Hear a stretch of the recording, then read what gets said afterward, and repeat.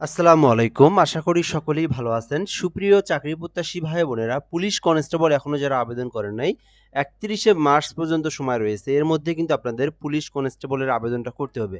এখন পর্যন্ত যারা আবেদন করেন নাই, অবশ্যই দ্রুত সময়ের মধ্যে আবেদনটা করবেন।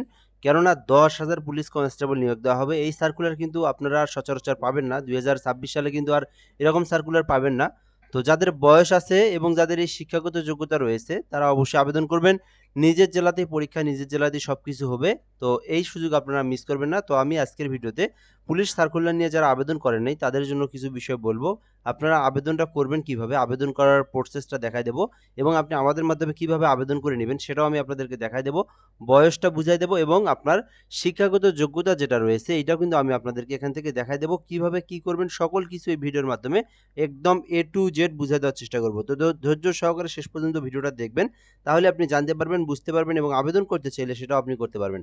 আরেকটা বিষয় হচ্ছে আমাদের চ্যানেলে যারা নতুন আছেন অবশ্যই চ্যানেলটিতে সাবস্ক্রাইব করে রাখবেন। আমরা এই চ্যানেলে বাংলাদেশের সরকারি সকল নিয়োগ সার্কুলারগুলো আপলোড দিয়ে থাকি। একজন চাকরি প্রত্যাশী হয়ে থাকলে অবশ্যই চ্যানেলটিতে সাবস্ক্রাইব করে রাখবেন। তো আমরা এখান থেকে যে বিষয়টা আপনাদেরকে প্রথম বলবো, সার্কুলারের ২ টাই বিষয় শুধু আলোচনা করব, তারপরে আমরা আবেদনের প্রসেসে চলে যাব। তো বাংলাদেশের যেকোনো জেলার যেকোনো প্রার্থী ছেলে-মেয়ে উভয়ে আবেদন করতে পারবে। অনলাইনের মাধ্যমে আপনাকে ফর্ম পূরণ করে আবেদন করতে হবে ১। দ্বিতীয় যে বিষয়টা খুবই গুরুত্বপূর্ণ, ৩১শে মার্চ ২০২৬ ৩১শে মার্চ ২০২৬ এর পরে আর আবেদন করা যাবে না। অর্থাৎ এই যে ৩১শে মার্চ ২০২৬ তারিখ আ আপনার বিকেল ৫টা পর্যন্ত সময় রয়েছে। সম্ভবত এটা কিন্তু রাত ১২টা পর্যন্ত সময় থাকতে পারে। আমি আপনাদেরকে দেখে জানাচ্ছি। বাট এটা মনে হয় সম্ভবত বিকেল ৫টা পর্যন্ত সময় রয়েছে ৩১শে মার্চ। এরপরে আপনারা আর আবেদন করতে পারবেন না। আচ্ছা, এখানে বিস্তারিত দেওয়া আছে। আমি আপনাদেরকে এটা দেখাচ্ছি। এরপরে এখান থেকে যে বিষয়টা জানতে হবে, আবেদনের জন্য বয়স যেটা খুবই গুরুত্বপূর্ণ। এই বয়সটা কিন্তু অনেকেই বের করতে পারে না। এই বয়সটা কিন্তু অনেকেই সমস্যা হয়ে থাকে। তো বয়সটা বের করার যে বিষয়টা সেটা আমি আপনাদেরকে বলে দিচ্ছি। তো তার আগে একটা বিষয় বলে নিই, আপনার কিন্তু বয়সটা সার্টিফিকেট অনুযায়ী হবে। অনেকেই করে কি আপনার হচ্ছে সার্টিফিকেটে বয়স একরকম, জন্ম সনদে বয়স একরকম। বাট এটা কিন্তু আপনার জন্ম সনদের বয়সের এবং এনআইডি কার্ডের বয়সের সঙ্গে কোনো সম্পর্ক নাই। আপনার সার্টিফিকেটে যদি বয়স ঠিক থাকে তাহলে আপনি আবেদন করতে পারবেন। ঠিক আছে? তো আমি এখান থেকে যে বিষয়টা আমি আপনাদেরকে বলব সেটা হচ্ছে যাদের বয়স হচ্ছে ১/৭/২০০৫, ১ তারিখ ৪ মাস ২০০৫ থেকে নিয়ে ৩১/৩/২০০৮ এর মধ্যে যাদের জন্মসাল শুধু তারাই আবেদন করতে পারবে। বলা হয়েছে ১৮ থেকে ২০ বছর। অর্থাৎ ৩১শে মার্চ ২০২৬ থেকে আপনার বয়সটা যদি ১৮ থেকে ২০ বছরের মধ্যে হয়ে থাকে সেক্ষেত্রে আপনারা আবেদন করতে পারবেন।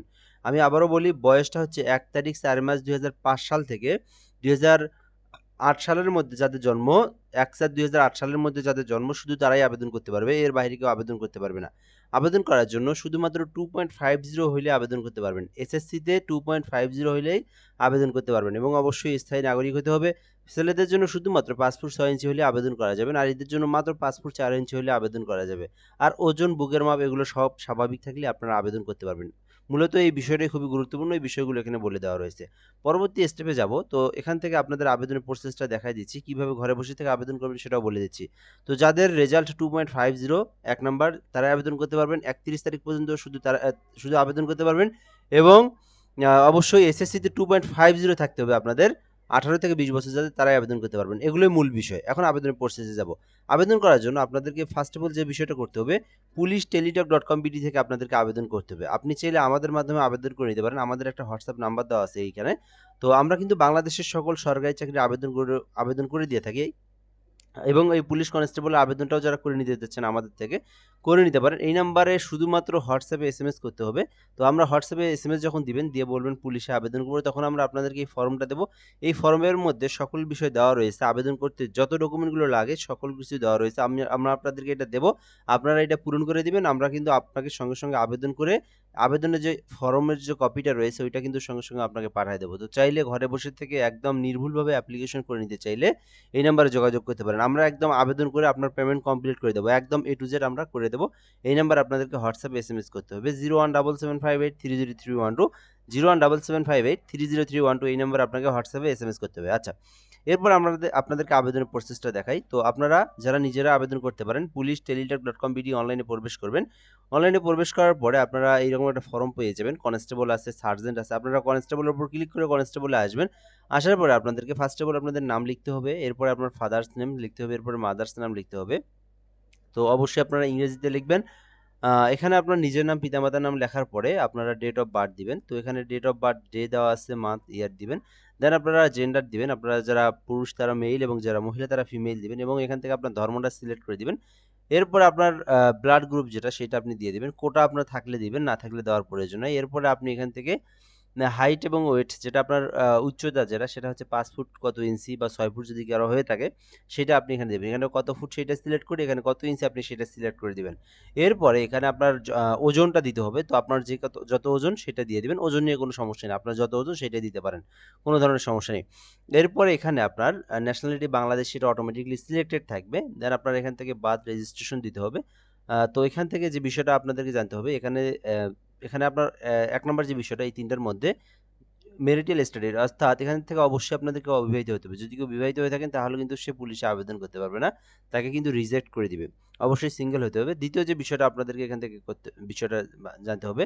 তো অনেকের হয় কি অনেকের এনআইডি কার্ড আছে, বার্থ রেজিস্ট্রেশন নাই। আবার অনেকের বার্থ রেজিস্ট্রেশন এনআইডি কার্ড নাই। তো এটা হচ্ছে কি আপনার ২ টার মধ্যে যেকোনো একটা দিলেই হবে। ২ টাই দেওয়া লাগবে এমনটা কিছু না। আপনার যদি বার্থ রেজিস্ট্রেশন থাকে সেক্ষেত্রে এনআইডি যদি নাও দেন আপনি কোনো সমস্যা নেই। না থাকলেও সমস্যা নেই, না দিলেও সমস্যা নেই। আবার আপনি যদি এনআইডি কার্ড দেন সেক্ষেত্রে আপনার বার্থ রেজিস্ট্রেশনটা না দিলেও সমস্যা নেই। ২ টার মধ্যে যেকোনো একটা দিলেই আপনার আবেদনটা হয়ে যাবে। এরপর কেয়ার অফ কার নাম দিবেন? কেয়ার অফ আপনার পিতার নাম দিবেন। পিতা বেঁচে না থাকলে মাতার নাম দিবেন। তো আবার যদি পিতামাতা না থাকে আপনি ভাইয়ের নামও দিতে পারেন। যদি ভাই-বোন কেউ বেঁচে থাকে তার নামটা দিতে পারেন। তো এই হলো বিষয়, এখানে কেয়ার অফ দিবেন পিতার নাম। এরপরে এখানে ভিলেজ দিবেন আপনার গ্রামের নাম। শুধুমাত্র গ্রামের নামটা লিখলেই হবে, কোনো সমস্যা নেই। এরপরে ডিস্ট্রিক্ট এবং উপজেলাটা লিখে দিবেন। এরপরে পোস্ট কোড এবং এখান থেকে পোস্ট অফিস এবং পোস্ট কোড লিখে দিবেন।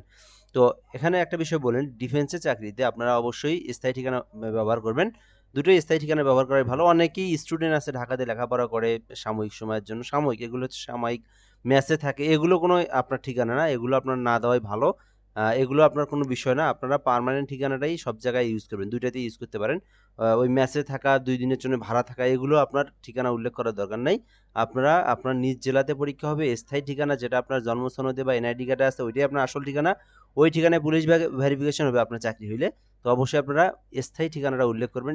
বেসিক্যালি ডিফেন্সের চাকরিতে নিজের স্থায়ী ঠিকানাটা উল্লেখ করা প্রয়োজন এবং সার্কুলারে তাই বলা আছে। মোবাইল নাম্বার দিবেন। মোবাইল নাম্বারটাই বেশি ইম্পর্টেন্ট। অন্য কিছু ভুল হলেও কিন্তু আপনি পরবর্তীতে সংশোধন করতে পারবেন। স্যাক্রিফাইস আছে, ঠিক আছে? মাঠ করতে গেলে আপনি ওখান থেকে বলে কয়ে আপনি ঠিক করে নিতে পারবেন। বাট মোবাইল নাম্বার যদি ভুল হয় আপনি এসএমএসই পাবেন না। তো এইজন্য মোবাইল নাম্বারটা অবশ্যই আপনারা সঠিকভাবে দিবেন, বারবার লিখে দিবেন। এরপরে আপনারা এখান থেকে এসএসসির ইনফরমেশনটা পূরণ করতে হবে। তো ফার্স্ট অফ অল এসএসসির ইনফরমেশন রয়েছে। এখানে আপনি এক্সামিনেশন এসএসসি সিলেক্ট করে দিবেন। কেউ যদি মাদ্রাসা থেকে পড়ে দাখিল হবে, এই ভোকেশনাল থেকে পড়লে ভোকেশনাল হবে। এরপরে বোর্ড সিলেক্ট করে দিবেন, এরপরে রোল নাম্বার দিবেন, এরপরে রেজিস্ট্রেশন নম্বর দিবেন, এরপরে রেজাল্টটা দিবেন। তো এরপরে এখান থেকে গ্রুপ দিবেন, এরপরে পাসিং এর দিবেন। সকল ডকুমেন্টগুলো আপনাকে সুন্দর করে পূরণ করতে হবে। মনে রাখতে হবে এসএসসির কোনো ইনফরমেশন ভুল হলে আপনার আবেদনই আপনি করতে পারবেন না। আবেদন হওয়া তো দূরের কথা, আবেদনই আপনি করতে পারবেন না। তো সকল কিছু যদি আপনার ঠিকঠাক থাকে তারপরে আপনারা ক্যাপচা দিয়ে পরবর্তী স্টেপে যাবেন। পরবর্তী স্টেপে যাওয়ার পরে আপনার সামনে এরকম একটা অপশন আসবে। এখানে আপনাকে ফটোশপ ইউজ করতে হবে, এই যে ফটোশপ। তো এই ফটোশপের মাধ্যমে আপনাকে একটা সাইজ করে নিতে হবে। সেটার সাইজ হচ্ছে ৩০০ বাই ৩০০ পিক্সেল। একটা স্বাক্ষর লাগবে ৩০০ বাই ৮০ পিক্সেলের। এই ছবির স্বাক্ষর দিয়ে আপনাকে এখান থেকে আপলোড দিতে হবে। আপলোড দেওয়ার পরে আপনাকে এই সাবমিট দ্য অ্যাপ্লিকেশন এখানে ক্লিক করে দিলে আপনার আবেদনটা সম্পূর্ণ হয়ে যাবে। আপনার সামনে কিন্তু একটা অ্যাপ্লিকেশন কপির পিডিএফটা চলে আসবে। ওইটা আপনাকে সংগ্রহ করে রাখতে পারেন। তারপরে আপনাকে পেমেন্ট করতে হবে। সরকারি ফি জমা দিতে হবে। তো এই সরকারি ফি দিয়ে আপনার পেমেন্টটা কমপ্লিট যখন করবেন, টেলিটক সিমের মাধ্যমে আপনাকে পেমেন্ট কমপ্লিট করতে হবে। তো কমপ্লিট করার পরে কিন্তু আপনাকে আপনার সব কাজ ওকে। দেন আপনার পরীক্ষা যখন হবে এপ্রিল মাসে আপনাদের এসএমএস দেওয়া হবে। তো এপ্রিল মাসের এখানে ডেটও দেওয়া আছে। নিচের দিকে আমি যদি আপনাদেরকে একটু সংক্ষিপ্তভাবে দেখাই ১ মিনিটের মধ্যে। এখানে কোন জেলার কবে পরীক্ষা হবে সাময়িক, এটা আবার আপনার একদম পার্মানেন্ট ডেট না। এটা হচ্ছে তারা চাইলে চেঞ্জ করতে পারে। এটা একটা সম্ভাব্য তারিখ দেওয়া হয়েছে এখানে। তো এই সম্ভাব্য তারিখে আপনাদের পরীক্ষা হওয়ার সম্ভাবনা সবথেকে বেশি। এখানে যেটা ডেটটা দেওয়া আছে। অর্থাৎ এখানে এপ্রিল মাসের মধ্যে আপনাদের পরীক্ষা হওয়ার সম্ভাবনা রয়েছে এবং এপ্রিলে আপনাদের শারীরিক মাপের যে পরীক্ষাগুলো হবে। তো আপনাদের কিন্তু ফোনে আবার একটা এসএমএস দেওয়া হবে। ওই এসএমএস দিয়ে আপনারা সেটা কখন? সেটা আপনার যখন পরীক্ষা যখন হবে তার ২-৩ দিন আগে দিবে। তো ওই যে যখন দিবে তখন ওইটা অ্যাডমিট কার্ড নিয়ে আপনার পরীক্ষার কেন্দ্রে পরীক্ষা দিতে হবে এবং অ্যাডমিট কার্ডের মধ্যে কি নিয়ে যেতে হবে সকল বিষয় ওখানে উল্লেখ করা থাকবে। তো আশা করি আপনারা বুঝতে পেরেছেন। তো যারা আবেদন করেননি এখনো অবশ্যই আবেদন করবেন। আমাদের মাধ্যমে আবেদন করে নিতে চাইলে আবারও আমি আমাদের হোয়াটসঅ্যাপ নাম্বারটা দিয়ে রাখতেছি। ঘরে বসে একদম নির্ভুল উপায়ে অ্যাপ্লিকেশন করতে আমাদের এই হোয়াটসঅ্যাপ নাম্বারে যোগাযোগ করুন।